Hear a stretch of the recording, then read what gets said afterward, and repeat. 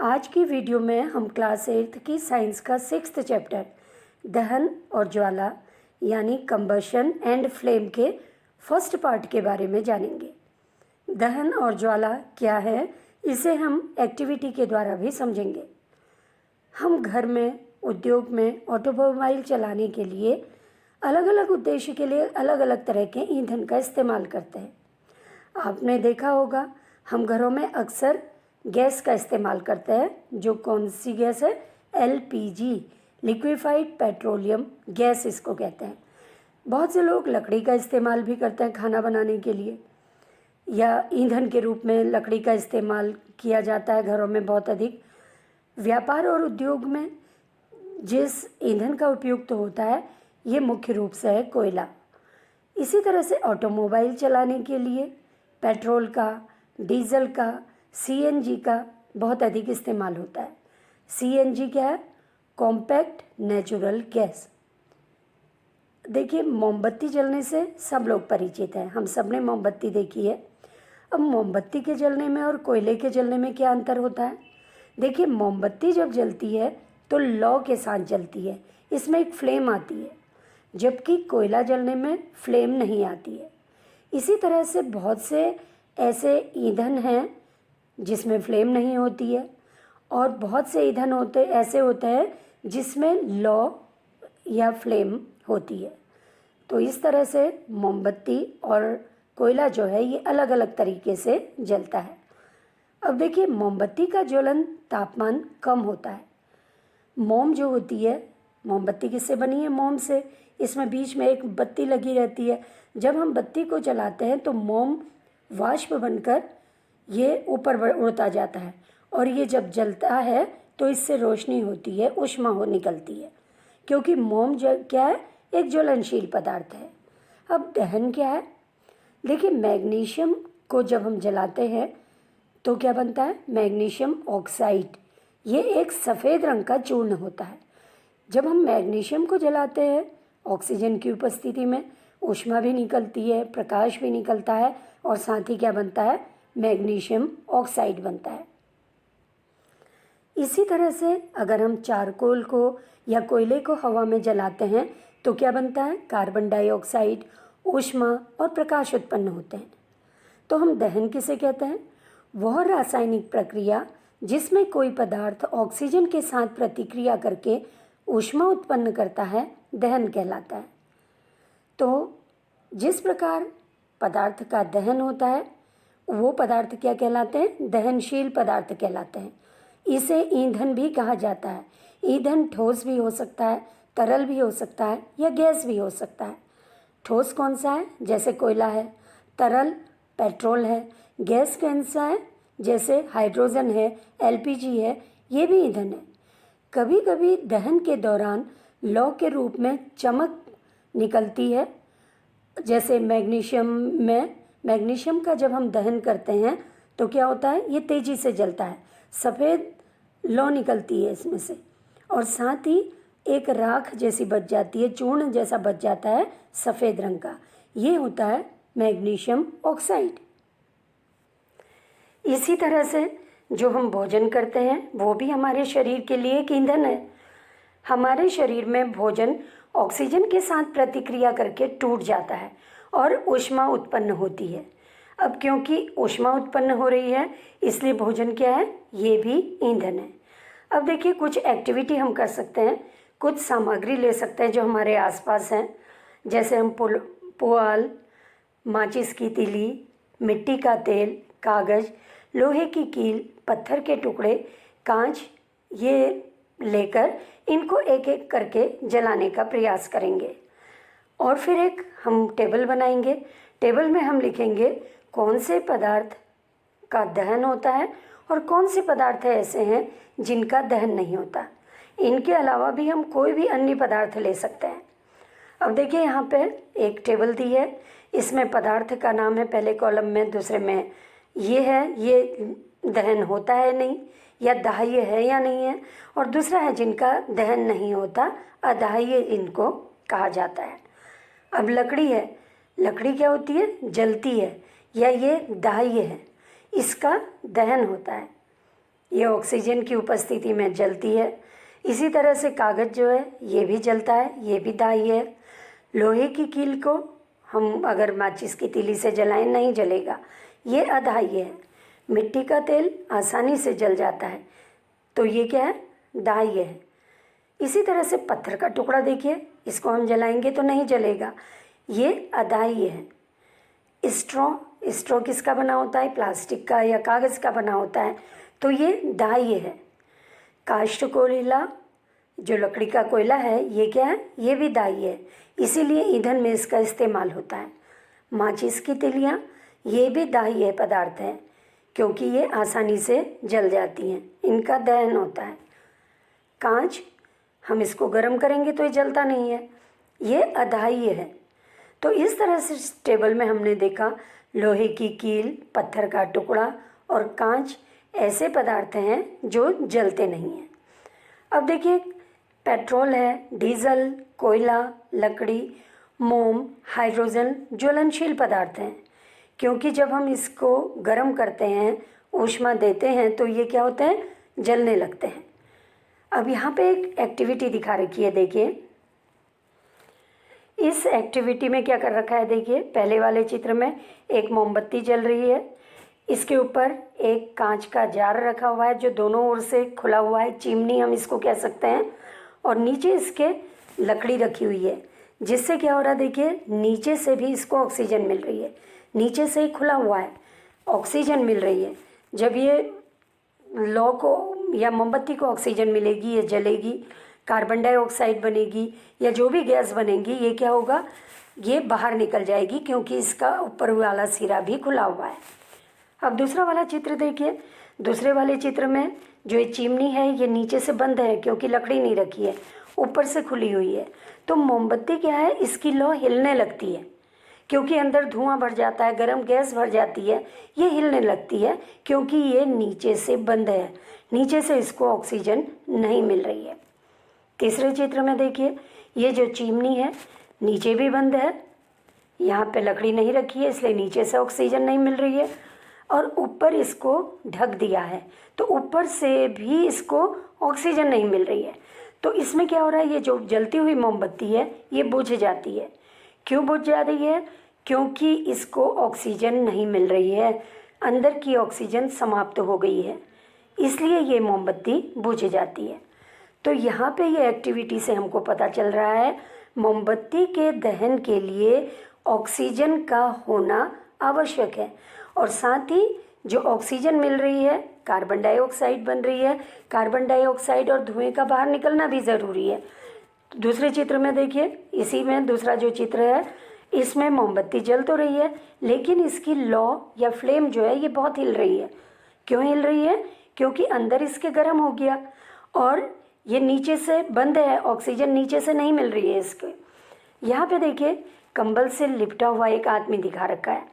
अगर कभी किसी के कपड़ों में आग लग जाती है तो उसके लिए एक उपाय है, उसको झट से कंबल उड़ा देना चाहिए। कंबल क्या करता है, बाहर की ऑक्सीजन से उसका संपर्क तोड़ देता है। जब कपड़ों को ऑक्सीजन नहीं मिलेगी तो क्या होगा, आग बुझ जाएगी, इसलिए जल्दी से कंबल डाल दिया जाता है जलते हुए कपड़ों के ऊपर। इसी तरह से देखिए जंगल में आग लगी हुई यहाँ पे दिखा रखी है।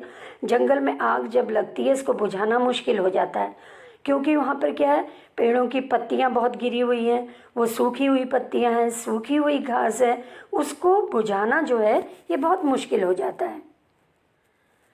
आपने कभी माचिस की तिली को माचिस के डिब्बे में रगड़ के जलाया होगा। माचिस की तिली अगर हम रगड़ेंगे नहीं तो नहीं जलती अपने आप। रगड़ने से क्यों जलती है, क्योंकि उसका ताप बढ़ जाता है।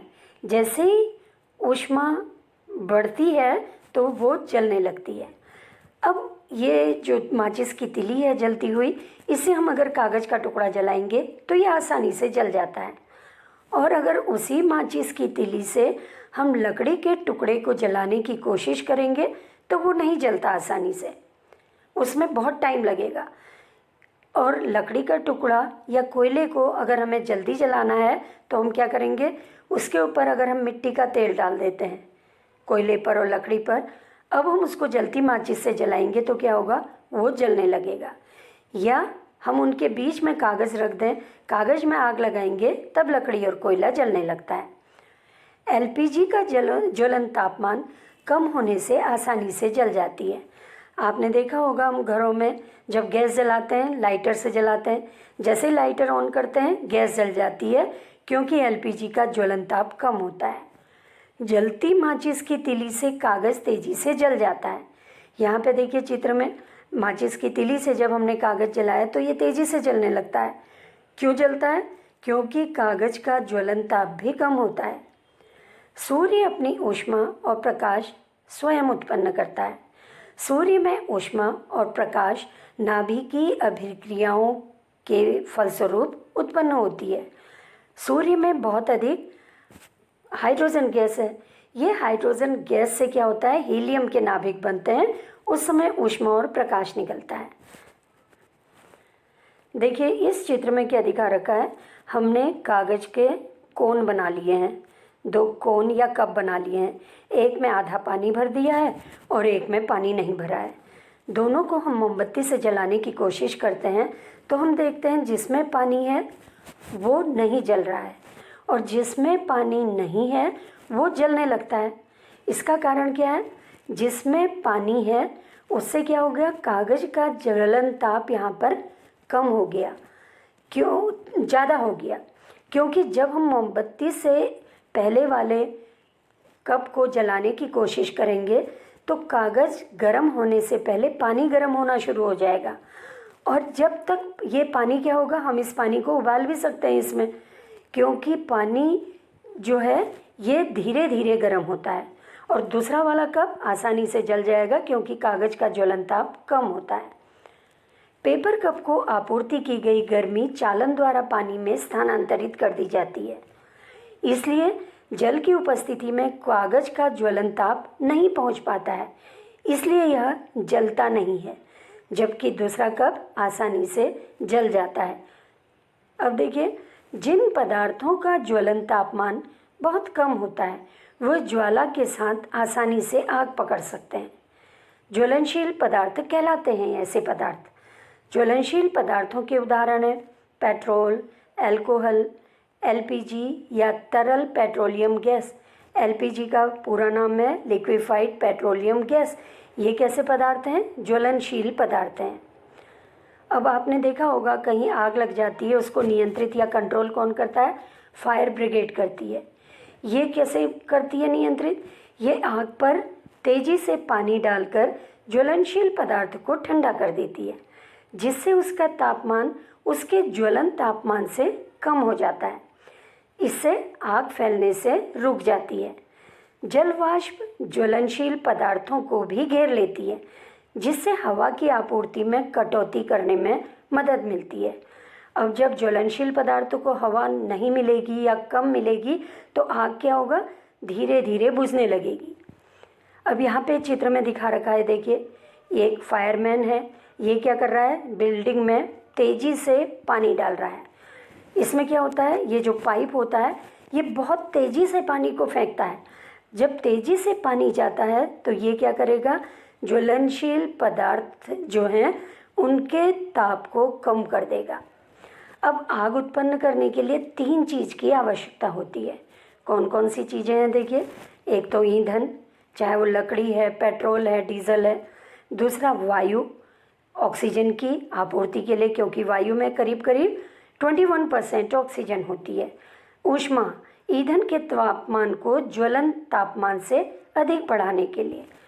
इनमें से एक या अधिक आवश्यकताओं को हटाकर आग को नियंत्रित किया जा सकता है। अग्निशामक का काम हवा की आपूर्ति में कटौती करना या ईंधन के तापमान को कम करना या दोनों को कम करना हो सकता है।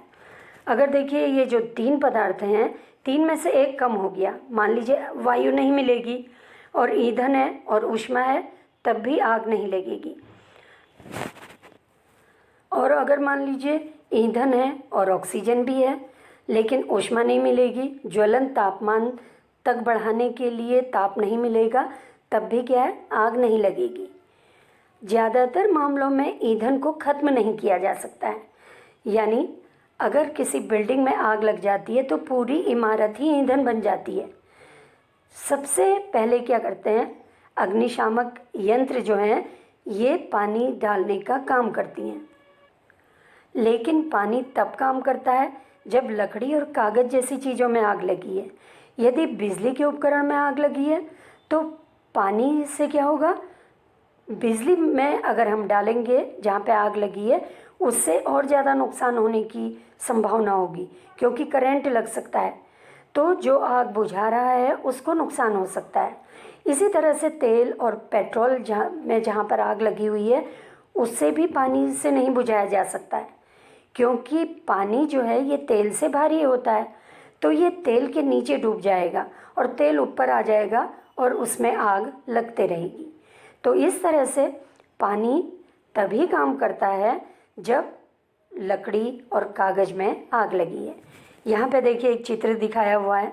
इस चित्र में ऑफिस में या बिल्डिंग में कमरों में यहाँ पे दे रखा है आग बुझाने वाला एक यंत्र है जिसको फायर एक्सटिंग्विशर या क्या कहते हैं, अग्निशामक यंत्र कहा जाता है। अब ये ऑफिसों में रखना ज़रूरी हो गया है। पेट्रोल पंप में रखा हुआ आपने देखा होगा इस यंत्र को। इसमें क्या होता है, अग्निशामक यंत्र जो है जब हम इसको ऑन करते हैं इसमें से कार्बन डाइऑक्साइड बाहर निकलती है। जब कार्बन डाइऑक्साइड बाहर आएगी तो वो क्या करेगी, हवा जो ऑक्सीजन है वो ईंधन को नहीं मिल पाएगी, या जहाँ पे आग लग रही है उसको नहीं मिल पाएगी। उससे क्या होगा, आग बुझाने में सहायक होता है फायर एक्सटिंग्विशर या अग्निशामक यंत्र। बिजली के उपकरण और पेट्रोल जैसे ज्वलनशील पदार्थों से जुड़ी आग के लिए कार्बन डाइऑक्साइड सबसे अच्छा बुझाने वाला यंत्र है। कार्बन डाइऑक्साइड ऑक्सीजन से भारी होने के कारण आग को कंबल की तरह ढक लेती है, क्योंकि ईंधन और ऑक्सीजन के बीच संपर्क कट जाता है, इसलिए आग पर काबू पा लिया जाता है। कार्बन डाइऑक्साइड का एक फ़ायदा ये भी है कि बिजली के उपकरणों को किसी भी तरह का इससे कोई नुकसान नहीं पहुंचता है, और जो व्यक्ति आग बुझा रहा है बिजली के उपकरणों में, मान लीजिए आग लगी हुई है, इससे बुझा रहा है तो उसको भी नुकसान नहीं पहुंचेगा। इसलिए ये ऐसी जगह जहाँ पर पेट्रोल या बहुत अधिक ज्वलनशील पदार्थों में आग लगी है, कार्बन डाइऑक्साइड के द्वारा उसको बुझाया जाता है। कार्बन डाइऑक्साइड को उच्च दाब पर सिलेंडर में द्रव के रूप में भंडारित किया जा सकता है। जैसे घरों में जो हम सिलेंडर इस्तेमाल करते हैं खाना बनाने के लिए, उसमें भी गैस द्रव के रूप में होती है, इसीलिए उसको LPG कहा जाता है, लिक्विड के रूप में है वो। जब सिलेंडर से कार्बन डाइऑक्साइड को छोड़ा जाता है तो कार्बन डाइऑक्साइड क्या होता है, तेज़ी से बाहर निकलती है और ये ठंडी हो जाती है। इसलिए ये न केवल आग के चारों ओर एक कंबल बनाती है, बल्कि ये ईंधन के तापमान को भी कम कर देती है। इसलिए ये बहुत अच्छा अग्निशामक यंत्र है। कार्बन डाइऑक्साइड प्राप्त करने का एक अन्य तरीका क्या है, सोडियम बाइकार्बोनेट, बेकिंग सोडा या पोटेशियम बाइकार्बोनेट जैसे रसायनों के सूखे पाउडर को छोड़ना है, जिससे कार्बन डाइऑक्साइड निकलती है और आग को बुझाने में सहायक होती है। देखिए, अलग अलग पदार्थ अलग अलग तापमान पर आग पकड़ लेते हैं। कोई जल्दी से आग पकड़ लेता है, जैसे कागज़ है, जल्दी से आग पकड़ लेता है क्योंकि उसका ज्वलन तापमान कम है। लकड़ी का टुकड़ा या कोयला जल्दी आग नहीं पकड़ता, इसका कारण क्या है, उसका ज्वलन तापमान अधिक है। माचिस की तीली का इतिहास बहुत पुराना है। 5000 से भी पहले प्राचीन मिस्र में देवदार की लकड़ी का इस्तेमाल माचिस की तीली की तरह बनाने में किया जाता था। तो देखिए, अच्छी लकड़ी से बने हुए माचिस के सिर पर एक गोंद और स्टार्च के साथ एंटीमनी ट्राइसल्फाइड, पोटेशियम क्लोरेट, सफ़ेद फास्फोरस का मिश्रण लगाया गया था। खुरदरी सतह से टकराने पर क्या होता है, घर्षण होगा, और घर्षण होगा तो गर्मी उत्पन्न होगी, जिससे क्या होता है, सफ़ेद फास्फोरस प्रज्वलित होने लगता है। इससे जो माचिस की तीली है उसमें आग लगने की एक तरह से शुरुआत हुई उस समय। हालांकि सफ़ेद फास्फोरस माचिस बनाने वाले श्रमिकों और उपयोगकर्ताओं दोनों के लिए खतरनाक साबित हुआ। आजकल क्या करते हैं, माचिस की तिली के जो मेन हिस्सा है उसमें क्या करते हैं, एंटीमनी ट्राइसल्फाइड पोटेशियम क्लोराइड किया जाता है। जब इसको रगड़ा जाता है, कांच का पाउडर और लाल फास्फोरस की सतह पर रगड़ा जाता है, तो क्या होता है, ये ऊष्मा उत्पन्न होती है और ये जलने लगता है।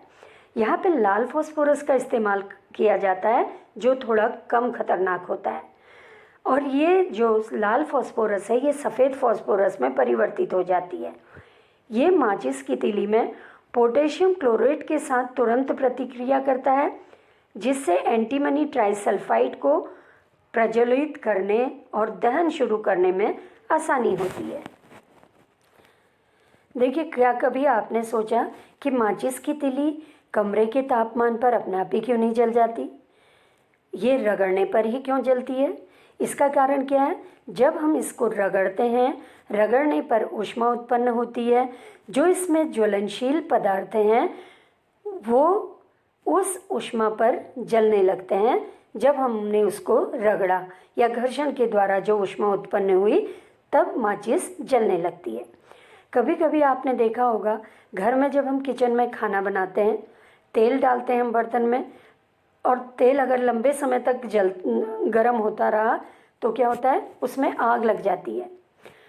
मिट्टी के तेल और लकड़ी कमरे के तापमान पर अपने आप आग नहीं पकड़ते, लेकिन अगर मिट्टी के तेल को थोड़ा भी गर्म करा दिया जाए तो उसमें आग लग जाती है।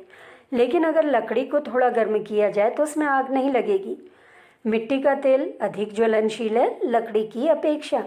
लकड़ी का ज्वलन तापमान अधिक होता है, मिट्टी का ज्वलन तापमान कम होता है। इसलिए मिट्टी के तेल के भंडारण में विशेष सावधानी बरतने की आवश्यकता है। इसे हम ऐसी जगह में नहीं रख सकते हैं जहाँ पर ऊष्मा बढ़ जाए।